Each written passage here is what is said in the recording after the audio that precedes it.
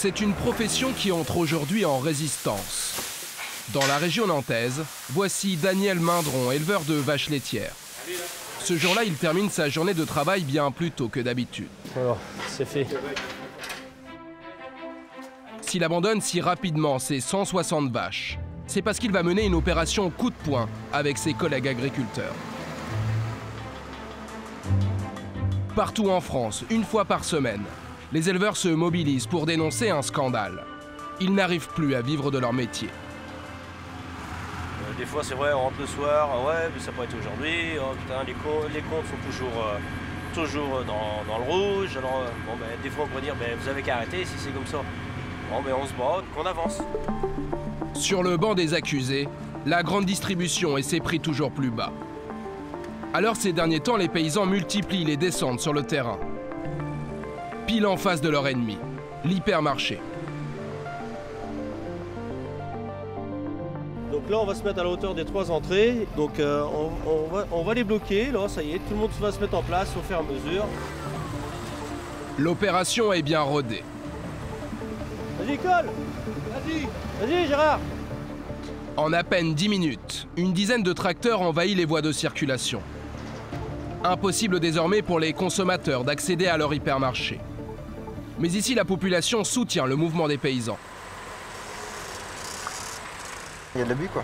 Il faut récompenser les gens qui travaillent, quoi, et pas ceux qui profitent du système. Si on voulait payer un certain prix et qu'ils augmenteraient, il y aurait moins d'intermédiaires, ça serait meilleur. Je suis tout à fait d'accord avec vous, monsieur. Moi, je suis pas exploitant, mais je compatis, moi. Pour mieux se rendre compte des abus de l'hypermarché, les éleveurs entendent faire la police dans les rayons. Leur but, relever les tarifs pratiqués. Et ici, la guerre des prix s'affiche à grands coups d'offres promotionnelles. Comme ici, au rayon boucherie.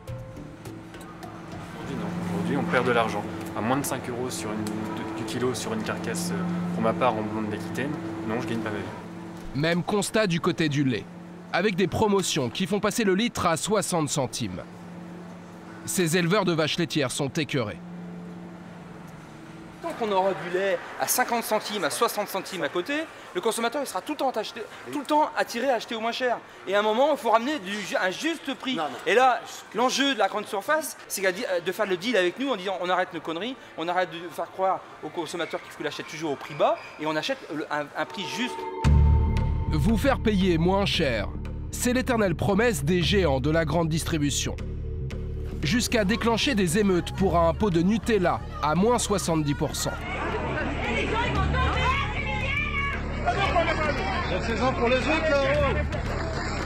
Des promos chocs qui en coulisses écrasent fabricants et petits producteurs. Et pourtant, à en croire les sondages, 2 tiers des Français seraient prêts à payer plus cher pour mieux rémunérer les agriculteurs. Et ça, c'est aujourd'hui le grand combat d'un homme, Nicolas Chabanne. Alors quel est son secret pour imposer à la grande distribution des produits équitables dans nos rayons? Comment redonne-t-il le pouvoir aux consommateurs en les laissant libres de fixer leur prix? Et qui sont les vrais gagnants de tout ce nouveau système?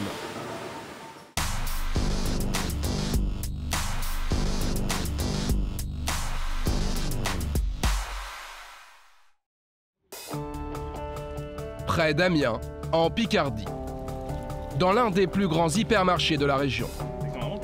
Avec leur barquette de salade, ces 2 hommes ont l'air bien inoffensifs. Pourtant, Nicolas Chabanne, chef d'entreprise, et Kevin Mas, petit producteur, s'apprêtent à faire la révolution dans les rayons. Avec une mâche, pas tout à fait comme les autres. Et bien voilà, vous avez ici, c'est la première fois qu'on les voit, nous en magasin, les premiers sachets de salade, c'est qui le patron? C'est une salade qui rémunère au juste prix son producteur. C'est l'argument numéro 1. Parce qu'on s'est rendu compte que quand on rémunérait au bon prix un producteur, il avait la possibilité de faire de la qualité. C'est qui le patron? C'est le nom surprenant de cette marque du consommateur. Car incroyable, ce sont eux qui ont fixé le prix de vente de ces salades en rayon. 1,75 €, le sachet de 125 grammes. Contre 1,45 € pour sa principale concurrente, la mâche Casino. Mais vous allez voir que Nicolas Chabanne, le fondateur de C'est qui le patron, sait parfaitement s'y prendre pour vendre sa salade. Je vous le montre rapidement. C'est un nouveau produit. C'est de la mâche. Ça suit les saisons, la mâche en hiver. C'est la Batavia derrière. Ouais. Et un lavage, on y a tenu, qui utilise 5 fois moins de chlore. Sans oublier l'argument qui fait mouche. C'est une mâche qui rémunère mieux le producteur. Là, il y a Kevin qui vient de Nantes. C'est combien ça? 1,75 €. Voilà, j'ai en prendre un paquet. Oh, bah merci monsieur. Un paquet 30 centimes plus cher que ses concurrents. Mais en quelques minutes, Nicolas Chaban écoule presque tout son stock. Je pense que c'est plus intéressant que ce soit le cultivateur ou le producteur qui récupère un petit peu plus plutôt que les grandes centrales qui en prennent plein les poches. Payer quelques centimes de plus parce que c'est bon, ça ne me gêne pas de payer un petit peu plus en sachant en plus que ça va au producteur. Pour les aider, c'est compliqué, on le sait, mais c'est pas beaucoup plus cher. Kevin fait partie de la dizaine de cultivateurs sélectionnés pour fournir les mâches équitables. Grâce à cette marque, il va gagner 10 centimes de plus par kilo.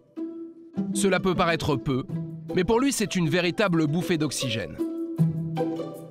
Si je vends mes 300 tonnes de mâches que je produis actuellement sous la marque C'est qui le patron, à 10 centimes de plus du kilo, ça me ferait un gain à l'année de 30 000 € supplémentaires.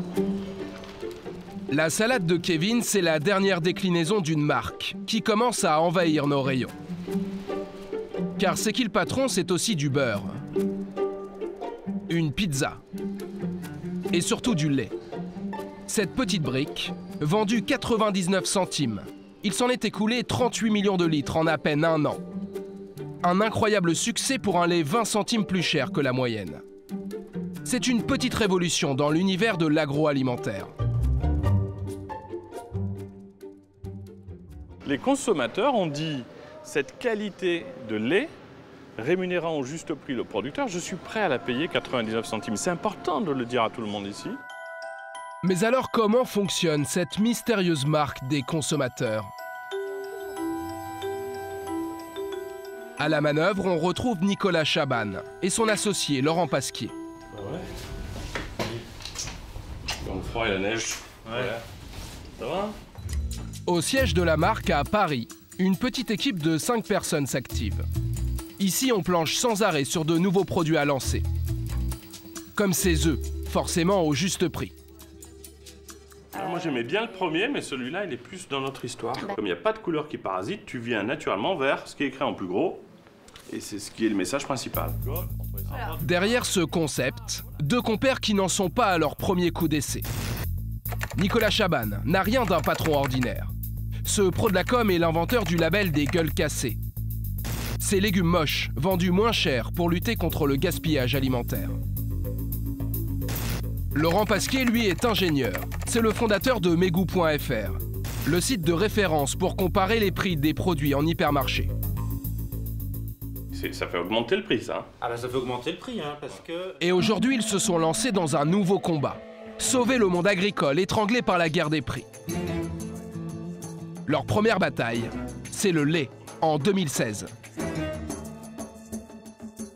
L'équation qui a tout déclenché, c'est de comprendre qu'il manquait 8 centimes par litre pour qu'un producteur vive de son métier.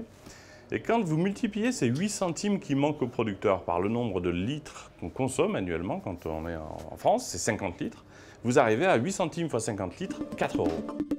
Rien que 4 € par an et par Français pour sauver les producteurs de lait. Une goutte d'eau. Mais alors comment faire pour augmenter le revenu de ces éleveurs? C'est là que nos 2 trublions ont une autre idée de génie. Proposer aux consommateurs de choisir sur leur site internet les critères de leur lait et surtout de fixer son prix.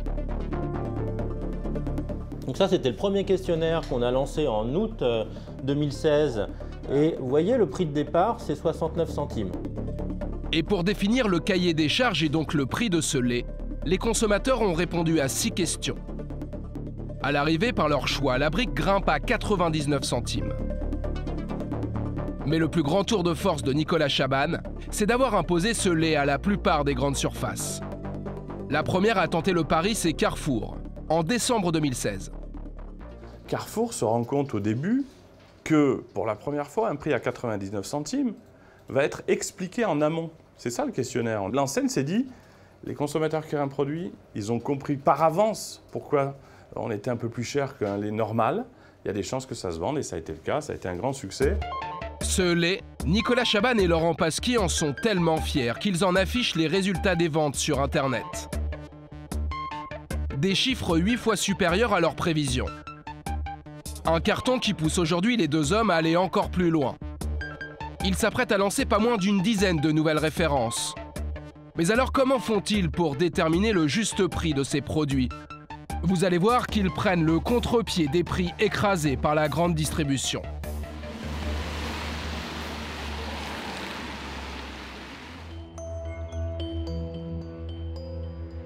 Direction la Bretagne, près de Guingamp. Laurent Pasquier a une petite idée en tête. Proposer un questionnaire pour lancer une saucisse de porc équitable. Et pour calculer son juste prix comme à chaque fois, il remonte à la source pour rencontrer les premiers concernés. Les petits producteurs. C'est une rencontre très importante parce qu'ils vont être plusieurs, ils vont parler vraiment de leur métier, ils vont m'expliquer ce qui me manque pour construire un questionnaire sur la saucisse. Et ce qui lui manque justement, c'est de connaître leur rémunération et leur coût de production. Sur place, il est accueilli par 3 éleveurs de porcs en détresse. Bonjour, François. Bienvenue sous le soleil breton. Nous sommes dans l'exploitation de Carole Joliffe. Cette jeune agricultrice produit chaque mois 300 cochons qui partent à l'abattoir. Pour se lancer, elle a investi 2 millions d'euros en 2001. Combien il t'a coûté ce bâtiment Ce bâtiment de 2 salles de porcelet, c'est 180 000 euros d'investissement sur 15 ans. Sur 15 ans? Oui. Donc pendant 15 ans, tu vas devoir rembourser ça? Oui. Ouais, donc ça fait encore des charges importantes à gérer. Des charges qui ne cessent de s'accumuler pour Carole et qui font forcément grimper ses coûts de production. Parmi les plus importants, Laurent Pasquier va découvrir qu'il y a l'alimentation des cochons. Combien ça te coûte l'alimentation générale donc des porcs là, en élevage? Au kilo, on dit à peu près 1 euro du kilo de viande. 1 euro du kilo de viande? C'est ça. Là, on a les coûts de production plus importants que le prix du marché. Et c'est bien là tout le problème. Car ces éleveurs ne fixent pas eux-mêmes le prix de vente. Il est calculé sur le cours du marché. Actuellement, le porc se négocie autour d'1,10 € le kilo. À cela, s'ajoute 20 centimes de prime pour récompenser la qualité de la viande. Cela fait donc un prix vendu d'1,30 € pour les éleveurs. Sauf qu'avec toutes leurs charges, ils dépensent 1,40 € pour produire 1 kilo. Ils perdent donc 10 centimes par kilo de porc. Rien que pour l'exploitation de Carole, cela représente une perte sèche de 56 000 € par an. Il faut le faire savoir parce que c'est quand même pas normal, on ne peut pas accepter ça, les consommateurs ne peuvent pas accepter ça. Il faut leur expliquer la valeur des produits. Aujourd'hui, les gens n'ont plus de notion de valeur. Les gens sont prêts à mettre des 1 000 € dans un smartphone et mettre 5 € dans 1 kilo de cochon, c'est trop cher. Alors, pour renverser la vapeur, Laurent Pasquier va faire tout l'inverse du système actuel. Avec lui, ce ne sont plus les cours du marché ou les distributeurs qui dictent les tarifs. C'est le producteur lui-même qui va fixer son prix de vente. Donc la première question que vous voulez savoir, c'est combien il faudrait prix au kilo de la viande de porc pour une rémunération convenable, c'est-à-dire que vous puissiez avoir un salaire. Pour pouvoir se payer, il faut un prix payé éleveur à 1,60 €. 1,60 €, voilà. C'est ça qu'on va proposer à la question rémunération qui permet aux producteurs de se payer convenablement. 1,60 € du kilo, ce sont donc 30 centimes de plus que les prix actuels du marché. Laurent Pasquier ne cherche même pas à négocier le tarif. Car au final, pour chaque produit, c'est le consommateur qui tranchera. Mais alors, jusqu'où est-il prêt à payer ce juste prix?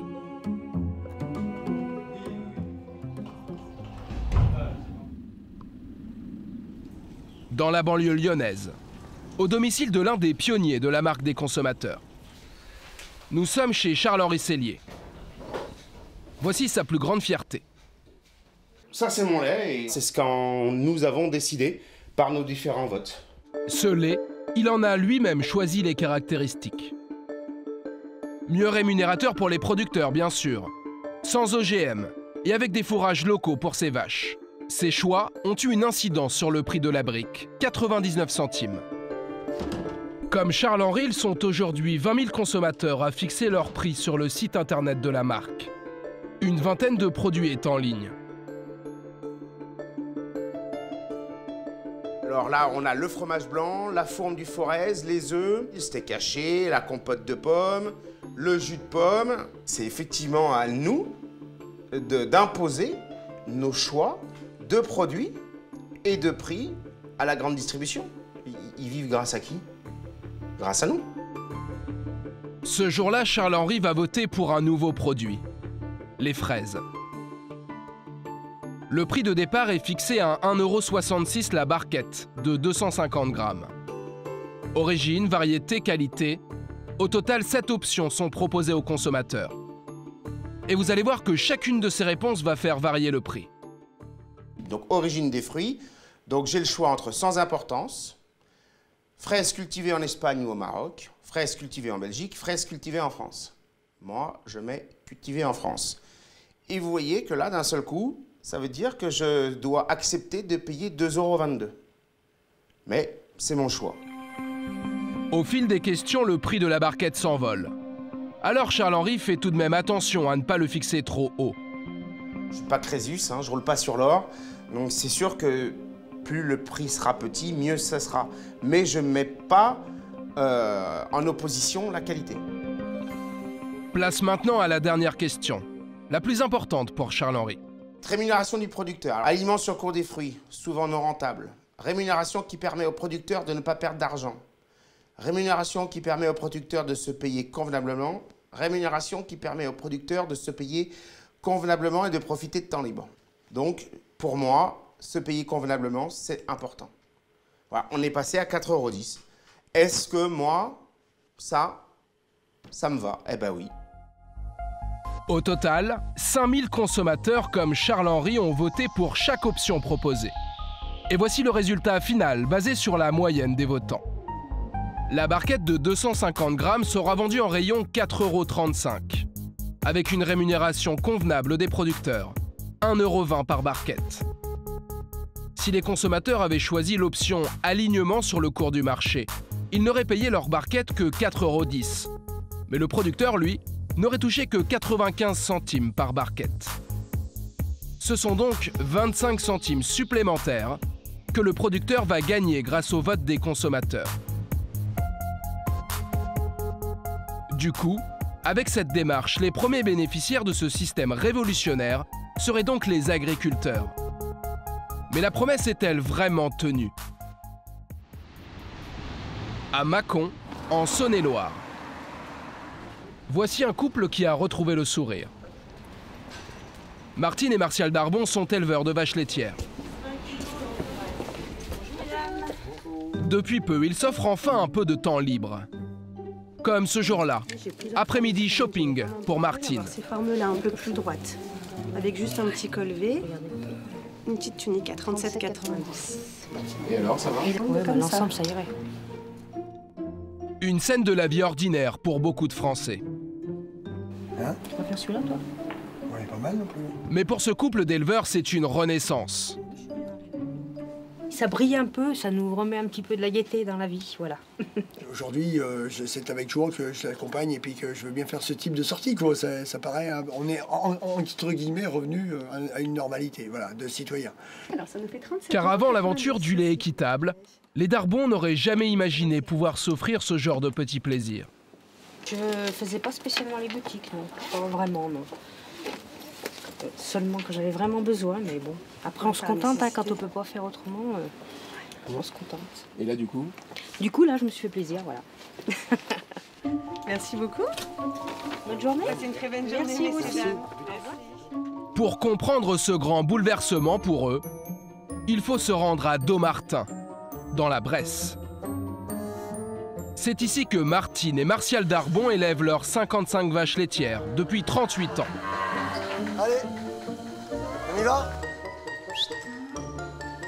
Une exploitation qui a bien failli disparaître il y a 3 ans. À l'époque, en pleine crise du lait, leur élevage ne dégageait plus aucun bénéfice. On perdait 120 € par jour. Chaque fois qu'on se levait, on se disait « Ah, tiens, ça y est, j'ai perdu 120 €. » Donc c'était pas évident à vivre. Hein. En faisant son travail correctement, tous les jours, et pas arriver à gagner sa vie avec son travail. Mais ça, c'était avant de basculer dans l'aventure C'est qui le patron. Le lait qui sort de ma vache, ça deviendra le lait C'est qui le patron. Et c'est celui qui nous permet de vivre de notre métier. Voilà. Alors, pour nous rendre compte du changement, le couple a accepté de nous montrer ses fiches de paie. Et la différence de revenus est tout simplement incroyable. En mois de juin 2016, on était payé 20 centimes du litre. Hein, rendez-vous compte, ça fait un chiffre d'affaires au total de 8 447,42 €. Voilà, donc c'est maigre pour payer des factures. Hein. Et en 2017, donc un an après, le lait C'est qui le patron, donc à 39 centimes. Et bien là, on est à peu près presque le double de chiffre d'affaires. On est à 14 262,35 €. Donc forcément, ça a une autre gueule. Plus de 14 000 € de chiffre d'affaires par mois. Autrement dit, grâce au lait équitable, le couple a doublé ses revenus. Il peut même à présent se verser un salaire mensuel de 1 500 € net pour eux deux. Vous savez que vous allez rentrer la trésorerie nécessaire pour votre fonds de roulement et pour faire tourner l'entreprise, que vous allez même la faire progresser, améliorer les conditions de travail, améliorer les conditions de vie et le salaire. En conséquence, le salaire, forcément, ça remet la niaque et on a envie d'y aller, quoi. Un renouveau pour les 180 familles qui, comme Martine et Martial, vendent tout leur lait à la marque des consommateurs. Mais vous allez découvrir que ces petits producteurs sont loin d'être les seuls gagnants de ce système. Bienvenue à Varennes-sur-Fouzon, en Indre-et-Loire. Voici la laiterie où est collecté et embouteillé tout le lait C'est qui le patron. À sa tête, Emmanuel Vasnex. Un patron méconnu, mais qui s'est fait une place de taille face aux géants du lait, Lactalis et Sodial. Son entreprise pèse 10% du marché français. Et dans son usine, première surprise, on ne produit pas que le lait de la marque du consommateur. Là, vous avez deux lignes qui tournent sur le produit C'est qui le patron, la marque du consommateur. Un lait qui tourne pour les centres Leclerc et une ligne qui tourne pour Aldi. Côte à côte, le lait C'est qui le patron est le lait moins cher de ses concurrents des grandes surfaces. En fait, Emmanuel Vasnex produit déjà la plupart des laits de marque distributeur. Et si aujourd'hui il s'est engagé dans l'aventure du lait équitable, qu'en est-il de ses marges? Nous avons fait le calcul. L'industriel achète son lait, primes incluses, 42 centimes au producteur. Il le revend ensuite 69 centimes aux grandes surfaces. Cela génère donc une marge brute de 27 centimes. Et quand on enlève les coûts de production comme le transport ou l'embouteillage, l'entreprise d'Emmanuel Vasnex réalise 2 centimes de bénéfices par brique équitable. Ni plus ni moins qu'avec le lait de grande surface. C'est une marge que l'on a voulu rigoureusement identique à l'ensemble de nos produits. Et l'enjeu de ce produit, C'est qui le patron, c'est la durabilité. C'est-à-dire que si on fait un coup, on a fait un coup, mais globalement, derrière, ça va retomber et il faut que l'équitabilité soit valable pour tout le monde. Les producteurs, les transformateurs, mais également les distributeurs. Alors avec une marge de 2 centimes, multipliée par 38 millions de briques, C'est qui le patron? L'entreprise d'Emmanuel Vasnex a empoché 760 000 € en à peine un an. Plutôt pas mal pour une petite brique équitable. Ça fait des années que je milite en disant un litre de lait, ça vaut 1 €. Et à 1 €, je n'ai pas le sentiment de voler qui que ce soit. Je pense que c'est une juste rémunération de l'ensemble de la chaîne. Mais alors quand le consommateur paye sa brique 99 centimes, où va l'argent? D'abord aux producteurs comme Martial Darbon, 42 centimes par brique. Ensuite, la laiterie d'Emmanuel Vasnex récupère, elle, 27 centimes. Nicolas Chaban, lui, prélève 5 centimes pour sa marque du consommateur. Et enfin, en bout de chaîne, une fois retranchée la TVA, la grande distribution empoche 20 centimes par brique. C'est sans doute là le grand secret de C'est qui le patron. À tous les échelons, chacun semble y trouver son compte. Même les grandes surfaces. Elles ont fini par comprendre que le juste prix, c'est aussi un bon filon. Dans vos rayons, vous avez peut-être déjà aperçu ces nouveaux laits équitables. Les éleveurs vous disent merci chez Intermarché. En direct des éleveurs chez U et Leclerc. Et ce filon, les enseignes sont prêtes à l'exploiter bien plus encore. Mais cette fois-ci, à leurs conditions. Ce jour-là, Nicolas Chaban a rendez-vous chez Monoprix. Le chef d'entreprise vient proposer ses dernières innovations. C'est un rendez-vous important et un peu pas difficile, mais les rayons sont pas très grands. Et nous, on a besoin d'avoir des produits en rayon et c'est pas une évidence d'arriver à leur faire étendre la gamme. On verra. Sur place, il est rejoint par 2 membres de son équipe. Ensemble, ils sont reçus par Nicolas Bonneteau, le directeur de l'offre alimentaire. Bonjour. Bonjour. Ça va? Comment ça va? Ouais, super. Très bien. Bienvenue. L'enseigne distribue déjà le lait et le beurre, c'est qui le patron. Mais Nicolas Chaban aimerait aller encore plus loin. Alors il va lui proposer sa pizza, ses pâtes, son steak et sa dernière référence, les œufs. Et là, si ça c'est pas beau ça. Voilà. Et là, on verra que ça dans le rayon, donc déjà. Nicolas Bonneteau, lui, semble dubitatif. Il recherche des produits beaucoup plus rentables. On a des catégories où on a 30, 40, 50 références et un produit nouveau qui rentre, c'est un produit qui va sortir.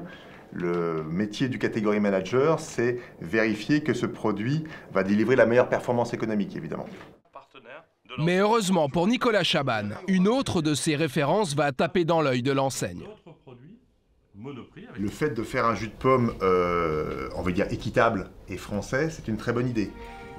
Et cette bonne idée, on a donné une autre à Monoprix. Plus surprenante cette fois. Proposer le jus de pomme équitable sous sa propre marque Monoprix, plutôt que de les vendre sous la bannière C'est qui le patron. En clair, s'approprier le concept aux couleurs de l'enseigne. L'idée d'embarquer la caution C'est qui le patron sur ce produit-là, on vous mettra un petit cadre un peu plus gros avec toutes les valeurs de la marque C'est qui le patron, ça permet de vendre beaucoup de produits. Pour Monoprix, cela veut dire plus de volume assuré. Mais pour C'est qui le patron, c'est moins de marge. De 5%, elle passerait à 2% sur le jus de pomme. Et c'est aussi une perte de visibilité en rayon. Alors l'équipe de consommateurs va tenter de défendre sa petite brique jusqu'au bout. Ma référence, qui est celle-là, je ne la trouve pas. Par contre, je vais trouver la déclinaison façon Monoprix, quoi. Et du coup, moi, ça me gêne un peu. Après négociation, l'enseigne accepte finalement de référencer les 2 versions du jus de pomme. Une stratégie qu'elle pratique en fait déjà sur le lait, avec cette déclinaison marque distributeur. C'est le même lait qui rémunère tout autant le petit producteur. Mais en jouant sur les volumes, Monoprix a aussi pu réduire ses marges. Résultat, la brique équitable Monoprix est vendue 10 centimes moins cher en rayon. 10 centimes de moins que le lait C'est qui le patron, vous allez tuer le lait C'est qui le patron? Non, pas du tout. Les marques distributeurs sont toujours vendues un petit peu moins cher que les marques nationales. Mais moi, en tant que consommateur, quel est l'intérêt d'aller acheter ce lait à 99 centimes si je peux avoir le même, tout aussi bon, à 89 centimes? C'est une très bonne question. Aujourd'hui, nous proposons les 2. Le responsable de Monoprix botte en touche. Mais Nicolas Chaban, lui, ne semble pas effrayé par cette concurrence. Bien au contraire. Dans sa croisade, pour le juste prix, il y voit même une victoire.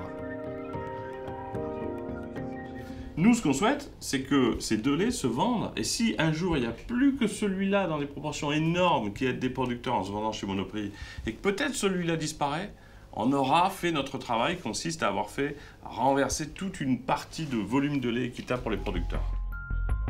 Voilà peut-être l'avenir de C'est qui le patron. S'effacer en tant que marque pour devenir un label en faisant payer moins cher le consommateur tout en garantissant le juste prix pour le producteur.